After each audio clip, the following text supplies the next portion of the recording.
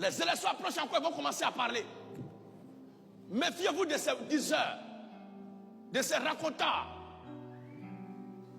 de ces menteurs. Que chaque politicien, comme c'est la politique qui sait faire de mieux, qu'il se concentre sur son plan et son programme politique. Et que chacun se donne les moyens. Il se donne les moyens légaux pour mener à bien son combat. On n'a pas besoin de ces faux prophètes-là qui ont transformé leur passion pour un personnel politique en prophétie, en ainsi dit le Seigneur, ainsi dit l'Éternel. Ce sont des menteurs. Ne prêtez pas garde à ce qu'ils disent. Le dernier passage, Deutéronome. Deutéronome 18, 18 à 22. Deutéronome 18, le verset 18 à 22. Le peuple de Dieu se doit d'écouter l'homme de Dieu, de prêter oreille au serviteur de Dieu, de suivre avec attention, avec intérêt le serviteur de Dieu. Mais quelqu'un qui se dit homme de Dieu alors qu'il ne l'est pas, c'est un danger. C'est un imposteur. C'est une imposture. Et nous disons à bas les impostures. L'écriture dit quoi? Je les susciterai du milieu de leurs frères. Dieu a promis de susciter au milieu de son peuple toujours un prophète comme toi. Un prophète comme toi. Je mettrai mes paroles dans sa bouche. Et il leur dira. Tu leur diras tout ce que je lui commanderai. Tout ce que je lui commanderai. Et si quelqu'un n'écoute pas mes paroles. Si quelqu'un n'écoute pas mes paroles. Paroles. Qu'il dira en mon nom. Qu'il dira en mon nom. C'est moi qui lui en demanderai compte. Donc si quelqu'un doit parler au nom de l'Éternel, au nom du Seigneur, il doit dire les paroles du Seigneur. Oui.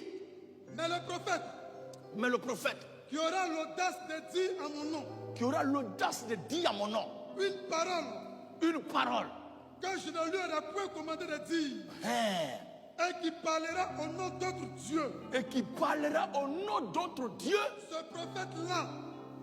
Ce prophète-là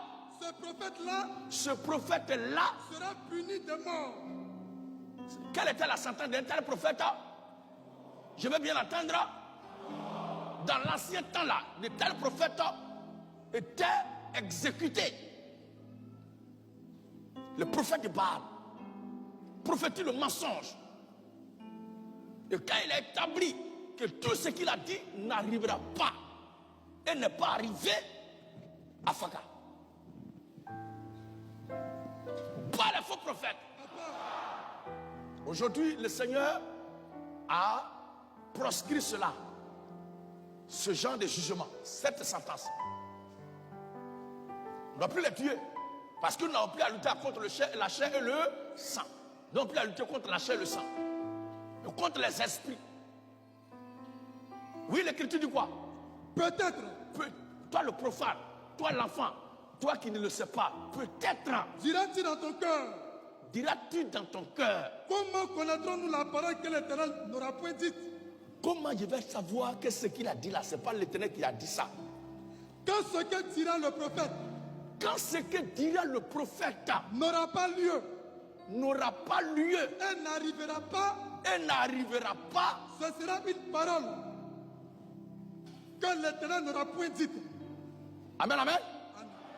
Donc ce que ce prophète, faux prophète a dit là, n'est pas arrivé et n'arrivera pas. Je m'explique. Il a dit si le président actuel se présentait pour un troisième mandat en 2020, il passe. Mais son pouvoir ne va pas durer. Ça serait instable et il va tomber, il va mourir. Par quel moyen il y aura des troubles et puis il sera renversé. Et c'est l'ancien ministre, l'ancien ministre de la Défense. C'est ça, non? Il était Premier ministre. Il était Premier ministre aussi. Voilà. Il était d'abord ministre de la Défense et puis après il est devenu Premier ministre. Il dit c'est lui qui allait devenir président. le pauvre, il nous a quittés. Et le peuple était consterné. Il est décédé. Pourquoi c'est que ce prophète a dit n'est pas arrivé et n'arrivera pas? Cela n'arrivera pas parce que celui qui l'a dit qu'il devait être président est décédé. En quelle année va-t-il venir diriger la Côte d'Ivoire? En quelle année? Et quand il parlait, il dit, je suis sur la terre de Côte d'Ivoire, puis je parle en tant que mystique. Que c'est ce que Dieu me montre. Et si dit le Seigneur, oh my God. Oh my God. Et je vois une nouvelle génération de jeunes, de chrétiens qui vont prendre le pouvoir. Mais la Côte d'Ivoire, là, ce n'est pas chrétien seulement qui est ici. Il y a les musulmans aussi. Il y a les athées aussi. Elle dit, lui, c'est son souhait qui est là. Donc, ce souhait-là, mais c'est légitime. Mais de là, dit, ainsi dit le Seigneur. Dieu a dit, ainsi dit l'Éternel. Oh my God. Oh, ton God maintenant. Le frère là, il est décédé. Ce dit fils du pays est décédé.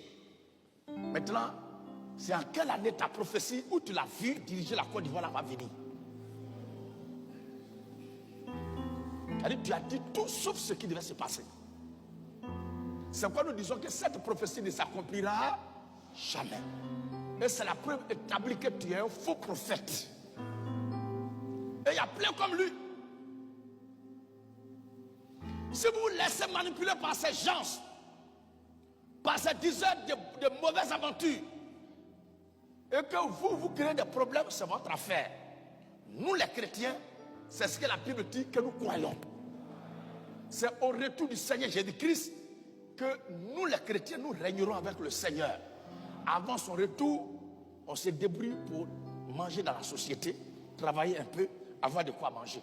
Se concentrer sur nos petits projets, sur nos objectifs. Dieu les bénira et ça va devenir de grandes affaires, devenir de grands business, de grandes entreprises. C'est Dieu qui les bénira. Mais en ce qui concerne la conquête du pouvoir politique là, nous n'avons pas notre main dedans. Nous n'avons pas notre pied dedans. Pendant ce temps, si quelqu'un se sent poussé par la politique et qu'il veut faire sa politique, c'est ton droit. Mais moi, je ne crois pas qu'à l'heure actuelle, tout ce que vous voyez comme prophète sur la terre, il y a un seul qui soit vrai. Ce sont tous des faux prophètes. Et à l'heure actuelle, personne ne peut diriger le monde, mais diriger un pouvoir avec la Bible en main. Parce qu'un État qui est agressé doit répliquer. Oh, la Bible dit que le chrétien n'a pas à lutter contre la chair et le sang. Est-ce qu'on me comprend bien? Est-ce qu'on m'entend très bien? Est-ce qu'on m'entend très bien? Est-ce qu'on m'a bien compris? C'était là ce qui est votre puissance matin.